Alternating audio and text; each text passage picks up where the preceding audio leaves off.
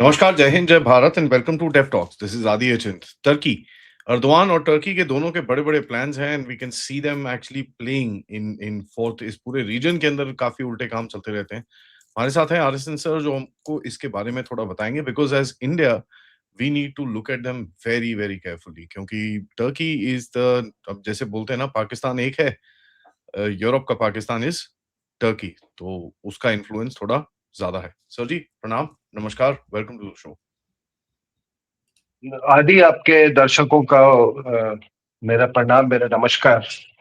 अ, ये टॉपिक बड़ा अच्छा आपने चुना है और ये एक ऐसा विषय है जो कि ना केवल हमारे जो हॉस्टाइल जो देश हैं अभी अपने नेबरहुड में, पहले पाकिस्तान, नाउ बांग्लादेश और हमारे अदर का पाकिस्तान, ये तीनों के लिए ये जानना बहुत जरूरी है कि आखिर ये तुर्की का एंगल क्या है और ये क्यों इतने ज्यादा मतलब साउथ एशिया में हमारे रीजन में भारत के खिलाफ ये कितना ये सक्रिय क्यों है और इनकी हमारे साथ कटुता तो छोड़िए दुश्मनी क्यों है, ये जानना बहुत जरूरी है। और इसके लिए थोड़ा सा आपको कुछ चीजें ऐसी होती हैं कि बिना आप उसके ऐतिहासिक परिप्रेक्ष्य में ना देखें तो आपको समझ में नहीं आएगी इसके बारे में। तो क्यों उनकी रुचि है, क्या उनका ऑब्जेक्टिव है भारत को लेकर तुर्की का, तो ये जानने के लिए मैं आपको अभी आप देखिए नवंबर 2025 में रेड फोर्ट ब्लास्ट हुआ है ना, तो उसमें जो टर्किश कनेक्शंस आ रहे थे उन्होंने इक्विपमेंट भी उनको मुहैया करवाया, इंटेलिजेंस भी दिया इस रेड फोर्ट ब्लास्ट में लिटरली।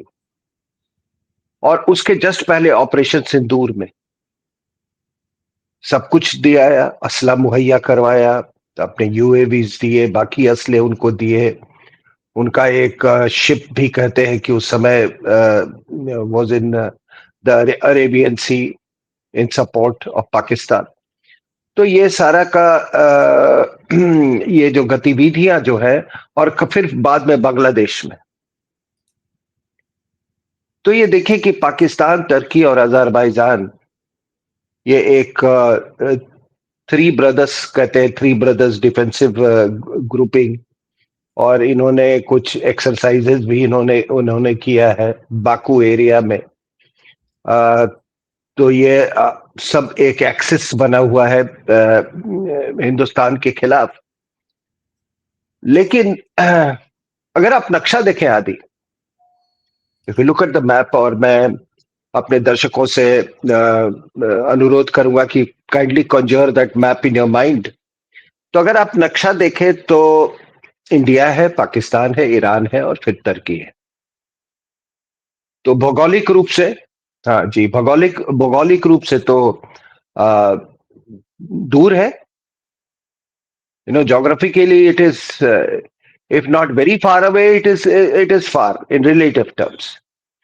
लेकिन ये भूगोल पे जो इतिहास जो है, और खास करके इस्लामिक इतिहास, वो भारी पड़ा है, और इसीलिए ये नजदीकियां जो है ये हमारे सब कॉन्टिनेंट के मुस्लिम्स और तुर्की के बीच में है।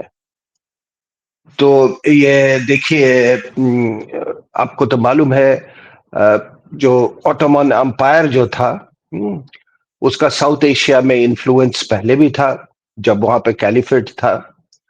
और अभी क्या है कि वो कैलिफेट का almost 500 years from the year 1517 to 1922, जब सॉरी ये जब तक ये वर्ल्ड वॉर खत्म हुआ और फिर ये कैलिफेट खत्म हुआ, 500 साल का कैलिफेट हमारे सब कॉन्टिनेंट के मुस्लिम्स पे इस तरह से छाया हुआ है कि वो अभी भी वो उसका इट डोमिनेट्स देयर मेंटल, जो उनका मजहबी लैंडस्केप है, मजहबी मेंटल लैंडस्केप। और उसी को रिवाइव करने के मिशन में है ये एर्दोगन। और वो अपने आप को ही thinks himself to be caliphate, और यहाँ के मुस्लिम्स का वो इस तरह से पोस्चरिंग कर रहा है जैसे कि वो यहाँ का पेट्रन हो उनका। तो अभी क्या है कि ये जो तुर्की फैक्टर जो है, जो कैलिफेट फैक्टर है, जो ऑटोमन एम्पायर का factor, remember that caused, that was the reason for so called Moplah rebellion. Actually वो कैलिफेट का यह था जिसको गांधी वगैरह सब ने सपोर्ट किया था, तो आप समझ सकते हैं कि किस लिए सपोर्ट किया होगा। डिस्प्लेइंग मुस्लिम्स ऑफ द सब continent, displaying extraterritorial loyalties. Nothing, you can't find fault with them because that is what the scriptures say. कि आप अपने लॉयल्टी को किसी एक भूगोल के दायरे में आप उसको उसको कॉन्स्ट्रिक्ट करके नहीं रख सकते हैं। तो एनीवे ये 5 सेंचुरीज से ये 1517 से ये आइडियोलॉजिकल और जियोपॉलिटिकल कन्वर्जेंस रहा है ये तुर्की के साथ, ठीक है ना। और तुर्की के आने के पहले मैं थोड़ा सा बता दूं आपको कि वहां पे उस इलाके में ईस्टर्न बाइजेंटाइन एम्पायर था और हमारा बहुत आदान प्रदान होता था, हमारा ट्रेड होता था।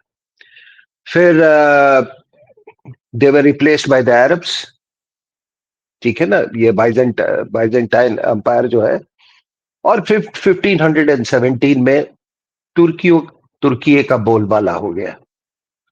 और 1517 इसलिए मैं कह रहा हूं कि उस समय क्या हुआ था कि जो एबेसिड कैलिफेट जो है, दैट हैड शिफ्टेड टू, उसका जो हेडक्वार्टर्स था दैट वाज इन कायरो। और फिर ये ऑटोमन एम्पायर का वो कब्जा कब्जा हुआ, और उसके कब्जा करने के बाद Ottoman empire spread into central Asia, it spread to south Asia, it spread to central Africa. तो ये अपने आप में एक बहुत बड़ा ये ऑटोमन अंपायर तैयार हो चुका था।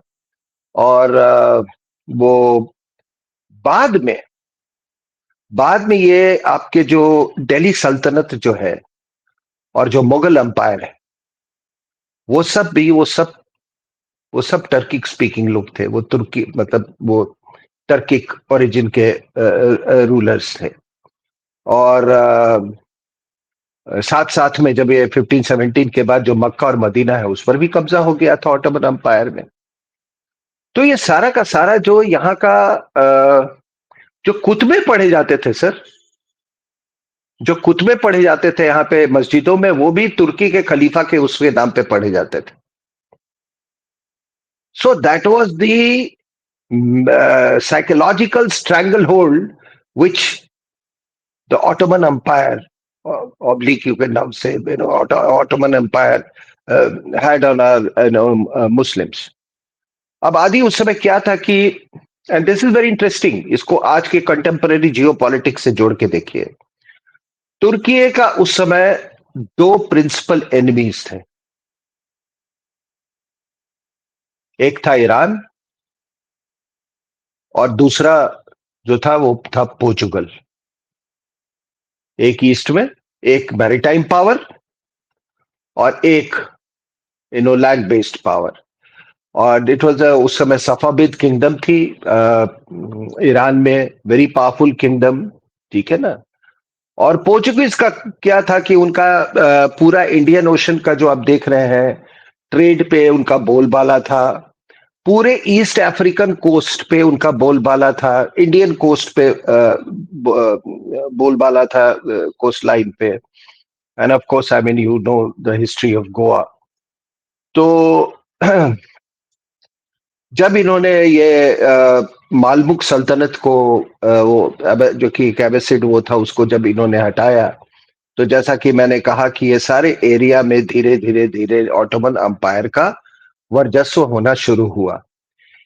16th century what they did was that ये जो गुजरात का जो सुल्तान जो है उसको इन्होंने उससे अलायंस किया ऑटोमन अंपायर ने अगेंस्ट द पोर्चुगीज, ठीक है।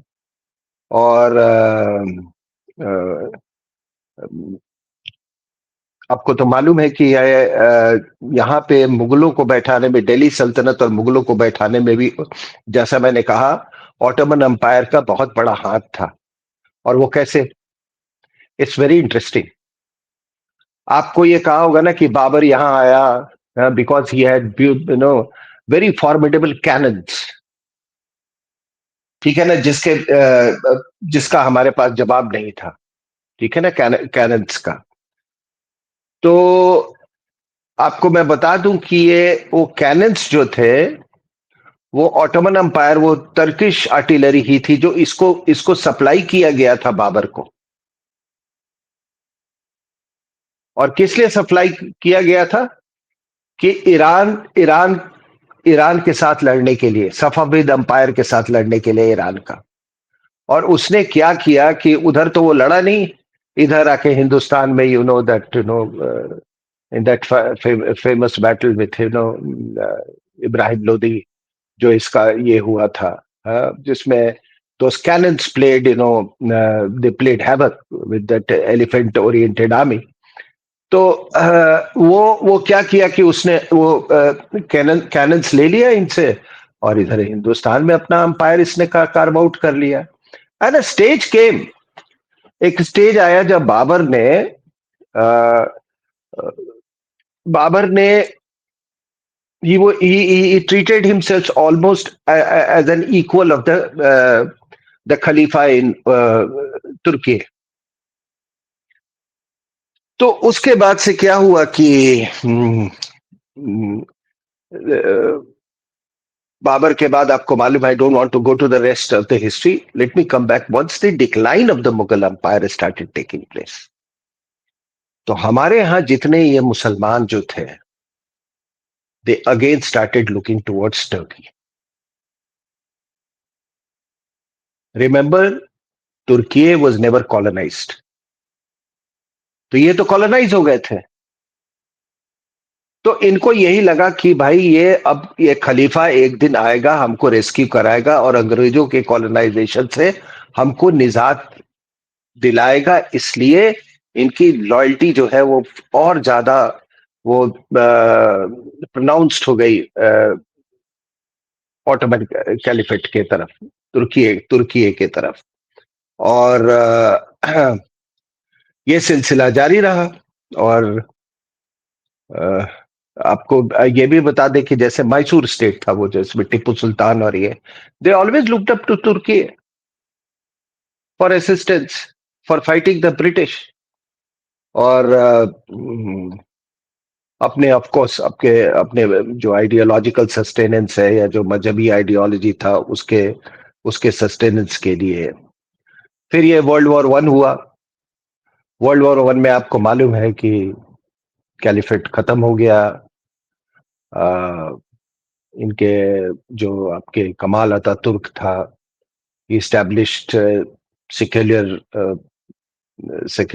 Dispensation there.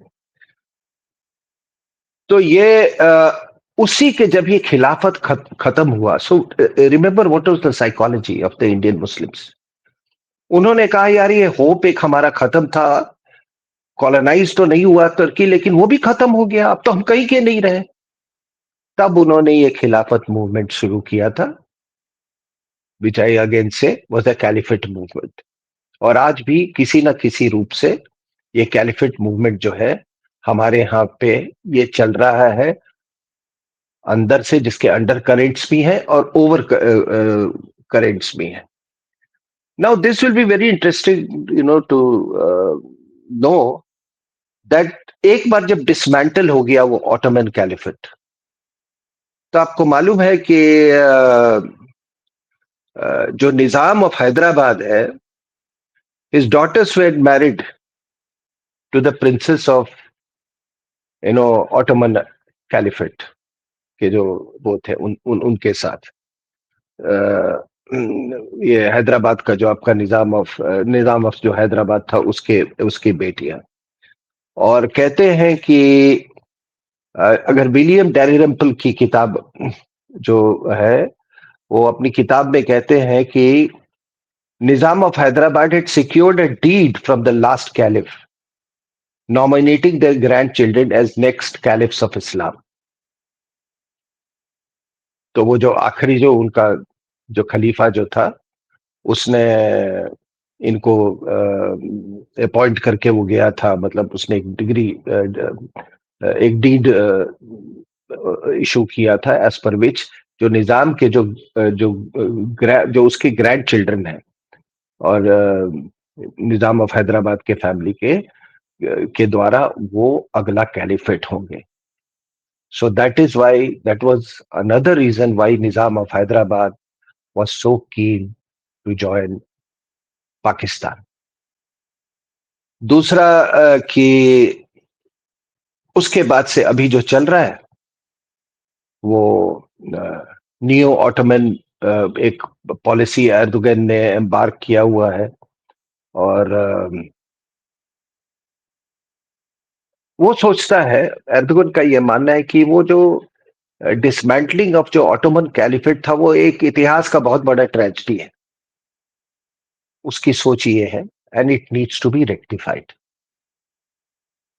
And that is why, ठीक है ना, that is why you find so many, outreach, so much of outreach by Turkey. Why was Turkey the Turkey the first country to recognize Pakistan? For this reason,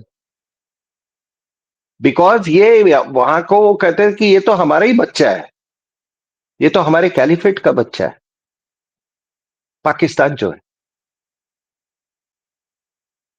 पहला हक हमारा है. बांग्लादेश को भी अभी वही सोच रहे कि ये तो हमारा बच्चा है, ये हमारे किंगडम का हिस्सा है.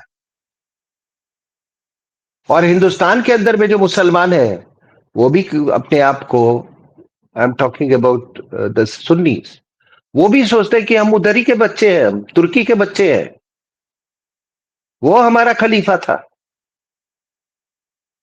और इसलिए आपने देखा होगा जो आमिर खान गया था वहां पे, तुर्की का दौरा गया था और ये एर्दोगन की पत्नी वगैरह से मिला, उसके पीछे रीजन था. he wanted to signal it he wanted to signal to the Indian Muslims कि देखो, I am also part of the connect. वो कनेक्ट को वो तुर्की और इंडियन मुस्लिम्स का जो कनेक्ट था उसको और वो स्ट्रॉन्ग करने गया था, because Arab world had taken all together different course. आपको तो मालूम है फर्स्ट वर्ल्ड वॉर के बाद जब कैलिफेट खत्म हुआ तो सारा मैप रीड्रॉ हुआ and all these kingdoms came up, the kingdom of south, that is Saudi Arabia, and all these sheikhdoms came. तो यहाँ के मुस्लिम्स का अरब्स पे कोई उतना लगाव नहीं है. ठीक है, पैसे वैसे कमाने जाते हैं वहां पर, but they never looked up to Arab. As far as caliphate is concerned, it is only Turkey. भी तुर्की, ये बार बार तुर्की है, मेरा मूड ट्विस्ट हो जाता है, कंटिन्यू सेइंग टर्की ओनली. ठीक है, तो ये वो आज भी इसको ये करते हैं. So that is the reason, ये तुर्की जो है वो इंडियन मुस्लिम्स का अपने आप को राजा मानता है, उनका पेट्रन मानता है, and it cuts across borders. So this has got it both an external security dimension and internal security dimension. ये इसका असर आपके थर्ड फ्रंट पर भी पड़ेगा. और मैं आपको ये भी बता दूं कि ये नूपुर शर्मा के जो विवाद हुआ था, जो रहमानी है, ये भी बहुत टर्की का ये दौरा करता है. In fact all these prominent Maulvis of the subcontinent, they have been visiting तुर्की है. तो अगर दुनिया में कोई सबसे बड़ा अभी as far as jihadi terrorism का आइडियोलॉजिकल कोई सेंटर जो है वो है तुर्की. And that will explain you कि ये पाकिस्तान को क्यों सबसे पहले रिकॉग्निशन दिया, क्यों पाकिस्तान के साथ इनकी वो बौनहमी है इतनी, और आगे भी. This is something you can not wish away. इस चीज को आप तो यहां पर क्या है सर कि इतिहास जो है इस्लामिक इतिहास, वो भूगोल पर भारी पड़ गया है। और जियो पॉलिटिक्स में कई चीजें नहीं बदलती हैं। मैंने कहा ना, आप आज इसको कंटेम्पररी जियो पॉलिटिक्स से इसको कॉन्फ्लेट करके देखें, आज भी वही हो रहा है जो 1922 में खिलाफत मूवमेंट के टाइम। डिडंट खिलाफत movement impact on your internal security that time? वो दूसरी बात है कि ये सबने इसको इसको इसको नजरअंदाज ही नहीं किया, इसको छुपा दिया गया। और एक और मैं बात बता दूं कि पाकिस्तान, वो छोड़ दीजिए वो सैयद वो थियरी वगैरह, एक्चुअली पाकिस्तान की नींव खिलाफत मूवमेंट से ही रखी गई थी। And the day Gandhi decided to support the Khilafat movement, he actually had agreed to the creation of Pakistan ideologically. तो आप एक भारत माता की बात करते हैं, आप भारत माता की बात करते हैं ना, वंदे मातरम, सॉरी मतलब हम सब, हमारी भारत माता है वो। तुर्की उनका बाप है, उनका बाप बैठा हुआ है, एर्दोगन वहां बैठा हुआ है। So I thought that this was something, which need थोड़ा इस पे लोगों को मैं थोड़ा जागरूक करूं कि ये तुर्की एंगल आखिर है क्या। आपने देखा होगा कि बीच में मैं अरब और तुर्की की जब बात कर रहा हूं, तो एक बार तुर्की ने एक गेम खेला कि भैया ओआईसी का जो जो सारा जो सर्वे सर्वा है वो तुर्की को बनाया गया। एंड दे पुट वो पूरा कौन वो स्कीमिंग कर रहा था on behalf of Turkey, Erdogan? It was Pakistan. Till Saudi Arabia threatened them कि तुम्हारी ऐसी की तैसी कर देंगे।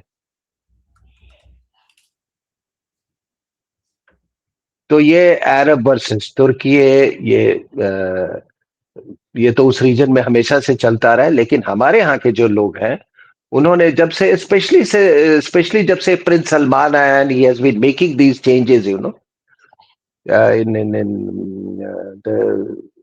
the Islamic way of life in Saudi Arabia, तो उस समय से आप देखोगे कि, और ये जो हमारे यहाँ के जो लिंकेजेस हैं हमारे मुस्लिम्स का और Muslims of the subcontinent towards Turkey, that has been getting stronger. मैं बस इतनी सी बात आप लोगों को बताना चाहता था, और शायद ये क्लैरिफाई हो गया होगा। इंटरेस्टिंग सर, क्योंकि टर्की का हम लोग देखते हैं कि चारों तरफ मतलब उंगली करने के लिए एकदम फिराक में रहता है। अभी ईरान में भी न्यूज आई नहीं कि भाई नहीं, द वरिंग पार्ट आदि इज दैट अभी तक वो एक्सटर्नल सपोर्ट हो रहा था ना, आप असले भेज रहे थे, आप डिप्लोमेटिक सपोर्ट दे रहे थे, ये सब चल रहा था पाकिस्तान को। इसने ये रेड फोर्ट वाला में जो ये एंगल आया है ना, दिस जिहाद विद इन इंडिया, और उसमें तुर्की का link, that is the most worrying part. And now they are doing this through Bangladesh as well.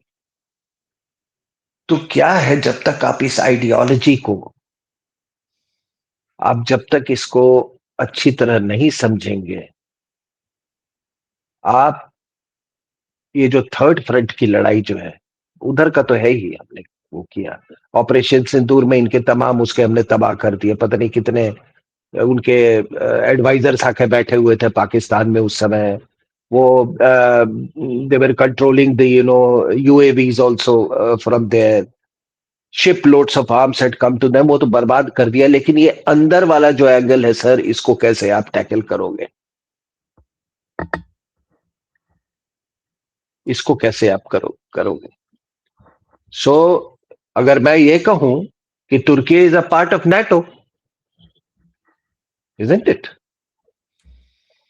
तो ये नाटो और ये जो जिहादियों का हम जो तुर्की और जिहादियों का जो लिंक्स है हमारे यहाँ, bye corollary, I would not be wrong in saying NATO has got jihadi footprints in within India.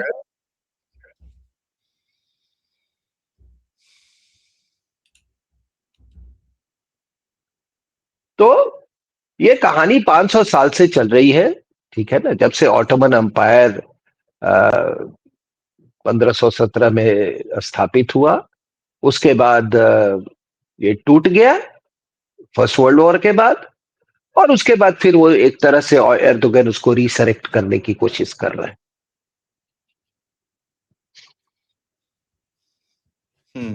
मैं अपनी बात Okay. यहीं समाप्त करता हूँ sir. It's quite it's quite interesting कि ये जिस तरह से खुल रहा है, when we see when sir we see this. ये एक हजार साल जो रूल था ना, जो भी इस्लाम का, दिल्ली सल्तनत का, बाद में द सल्तनत also broke into various smaller kingdoms with in India and the Mughals, ये सारे के सारे मतलब दे हैड लिंक्स विद ये सब। ये आप क्या सोचते हैं, ये उर्दू बोलते थे अपने घर में? What was the language? Mughal का जो घर के अंदर का लैंग्वेज था, वो ये टर्किक लैंग्वेज बोलते थे वो। उनको कुछ ये जो आपको बोलते हैं ना कि उन्होंने हिंदुस्तान में आया, यहां से सब कुछ यहाँ की भाषा सीख ली, नॉनसेंस। वो सब के सब 1000 साल तक आपके रूलर्स जो थे वो टर्की के भाषा में वो अपना काम काज करते थे, मतलब अंदर में अपने पैलेस के अंदर। और वो अपने इतिहास में तो पढ़ा ही होगा कि you had that Iranian gang in the Mughal empire, मतलब कोर्ट्स में होते थे, और ये तुर्की वाला गैंग होता था, वो भी था उस समय। So the orientation was always towards for 1000 years। तो वो ओरिएंटेशन आज खत्म थोड़ी हुआ है। इसीलिए मैं कहते हैं कि हमारा और आपका चैलेंज जो था, ये जो सेंट्रीफ्यूगल फोर्स है, आई am talking about the Muslims of the सब कॉन्टिनेंट, आप उसको सेंट्रीपिटल फोर्स में आप उसको कन्वर्ट करने में नाकामयाब रहे।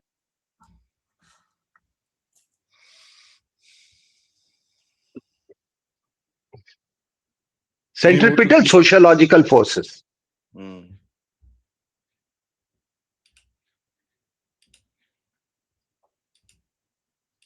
वो तो है सर। और बताइए जी। And the worst thing is that इस टाइम पे जिस तरह से, जैसे अमेरिका का जो इस टाइम पे जो स्ट्रक्चर है दुनिया का, आप देख रहे हैं टर्की को यूज करके, पाकिस्तान को यूज करके ये अपने जियोपॉलिटिकल मोटिव्स को आगे लेके जाते हैं। For example in Bangladesh, Pakistan is being used, Turkey is being used in Syria, Turkey is being used in Iran. तो ये तो करते ही हैं। अभी भी टर्की सर की इसका तरफ। इसका इसका इसका इसका एक कारण है। इसका कारण ये है कि ये जितने अब्राहमिक रिलीजन्स हैं, ये इस रीजन से निकले हैं, और इनके बीच का जो इनके बीच का जो डायनेमिक्स है, वो हमको इफेक्ट करता है, मिडिल ईस्ट को तो करता ही करता है, टू एन एक्सटेंट यूरोप को बहुत ज्यादा वो इफेक्ट करता है, जो डायनेमिक्स जो है बिटवीन जुडाइज्म, क्रिश्चियनिटी एंड ये, और जो of course I mean we all are aware of those crusades. America America के लिए वो सब कुछ नहीं है, वो कहीं और पड़ा हुआ है। ये वो global, see, to retain its status as a global power, वो इसको वेक्टर्स मानता है। वो अब्राहमिक अकॉर्ड्स मिडिल ईस्ट में करवाएगा, उसको उधर क्या मतलब अब्राहमिक अकॉर्ड्स का? अमेरिकन कहते हैं जो पैसा ले आए, जो उसका जो जो भी उसके कैपिटलिस्ट कैपिटलिस्ट फिलॉसफी को, कैपिटलिस्ट फिलॉसफी, और शुड आई से कैपिटलिस्ट इंपेरेटिव्स, जो उसको सूट करता है वो उसी के मुताबिक काम करेगा। तो that is how they use Islam, and very successfully. Didn't they defeat the Soviet Union in the battlefields of Afghanistan just by this ideological weapon, nothing else? Cold war खत्म कर दिया था उस समय. तो वो दिस इज हाउ दे, वो दूर बैठा हुआ है, इसे उनका अल्टीमेट वेपन सही है भाई.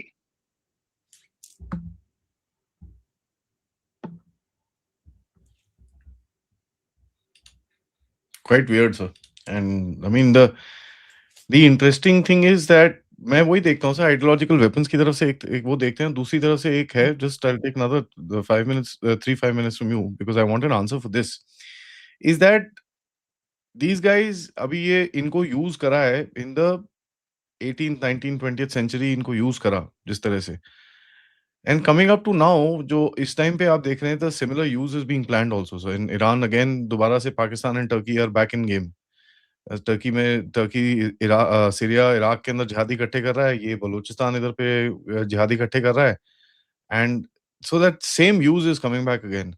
But this time do you think the game is different sir? क्योंकि क्या होगा, पिछली बारी जब इन्होंने जिहादी इकट्ठे करे थे, it blew back on the countries that originated it.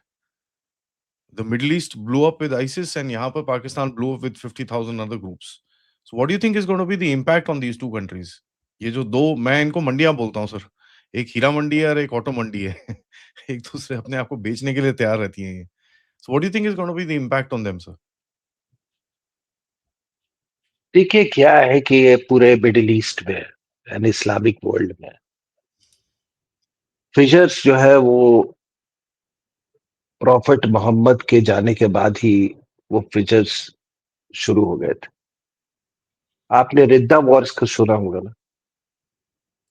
जो रिद्दा वॉर्स थे, that when prophet Muhammad passed away, तो ये सारे के सारे कई प्रिंसिपैलिटीज थे जो कि वो दे हैड अबैंडन्ड इस्लाम. तो फिर 2 साल में ये अबू बकर ने इसको वो सब करके फिर से इनको किसी तरह से मार पीट के ये किया. So the Americans know these figures very well. ठीक है ना. Israel was set up or created to further as a policeman or an antidote to this entire Islamic world, comprising North Africa and the Middle East. Now, what has happened is that ये भी एक पता नहीं God का क्या scheme है कि lot of energy was found here. Iraq had some of the sweetest oil. Iran has sweet oil. Saudi Arabia was flush with this thing and this entire region.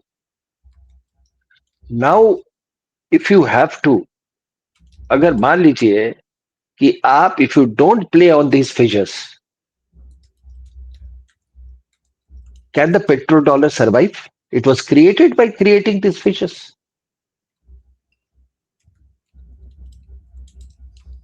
ये गेम चलता रहेगा. ये game चलता रहेगा क्योंकि ये जानिए कि अमेरिका मेहनत से केवल दैट कह रहे थे वो $30 trillion economy. It is not just because of hard work. The value of dollar is not because of the sweat of the Americans.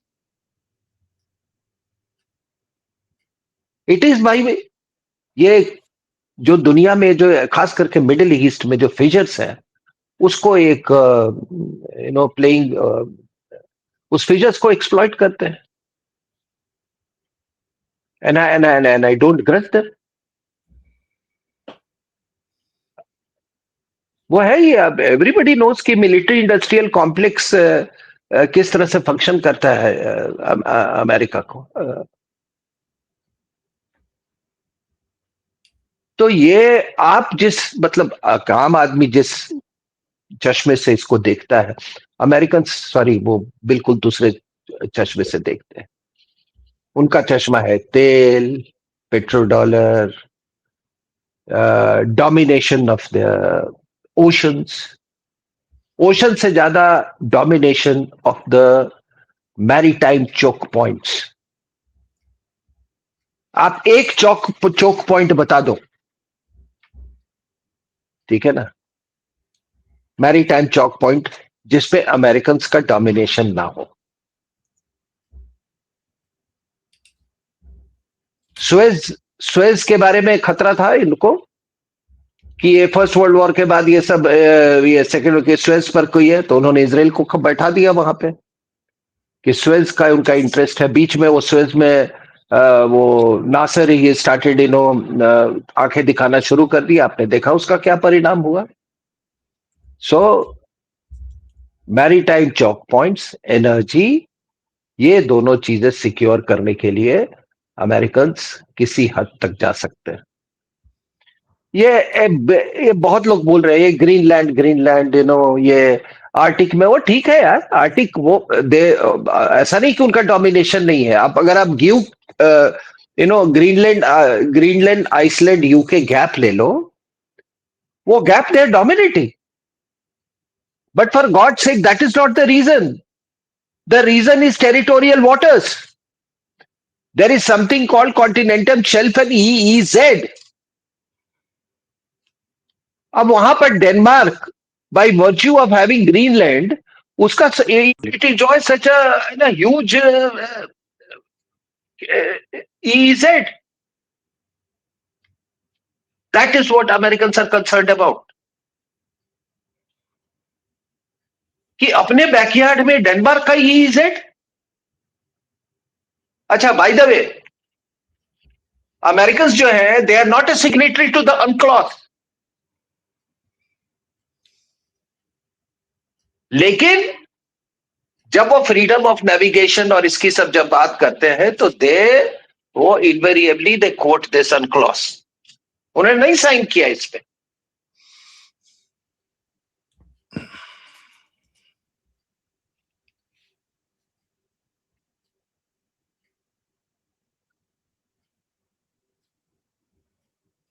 Interesting, sir.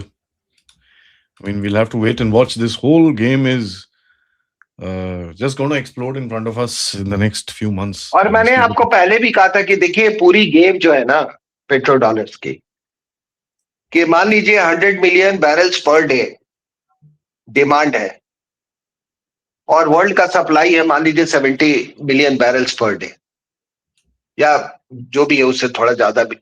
तो ये गैप जैसे ही ये गैप खत्म हो जाएगा, America will collapse, the dollar will collapse. वो gap को रखना है सर उसको। वो ईरान पर भी हमला करेगा, सब कुछ करेगा। That gap has to be maintained. ये पूरा गेम ही ये गैप का है।